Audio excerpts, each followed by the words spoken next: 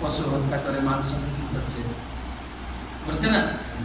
ওইরকম একটা ঘাতক কসাই এসে প্রণাম, সেই প্রণাম করছেন তাকে আশীর্বাদ দিচ্ছেন, মা জীব মা মর, তুমি বেঁচেও থেকো না মরেও থেকো না।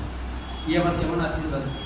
বলে বেঁচে থাকার আশীর্বাদ তোমাকে দেব না, বেঁচে থাকলে আরো পাপ করবে, জীবনে তোমার সুখ নেই, সেই আশীর্বাদ তো তোমাকে দিতে পারি না।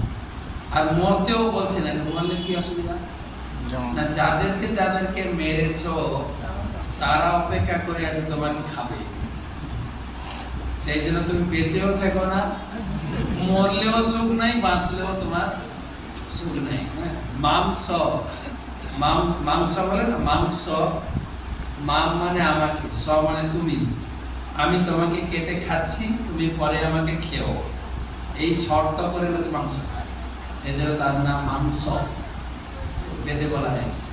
তাই যাদেরকে যাদেরকে আমি কেটে খেয়েছি তারা ওখানে ওয়েট করছে, তুমি এলেই সেই মুরগি খান মরতে না, সেই মুরগি এখন পুরো লোহার ঠোঁট নিয়ে বসে আছে, গেলেই তোমার গলাটা চিপে ছাড়াতে পারে না। এখানে যেরকম মোচড়িয়েছি ওখানেও ঠোঁট দিয়ে মোচড়া, ছাড়বে না। তাই তোমার এখানেও সুখ নেই, তো আমাদের জন্য কি আছে? এখানেও আছে, ওখানেও আছে। তাই আজকে দণ্ড উৎসব, দণ্ড আবার মহোৎসব।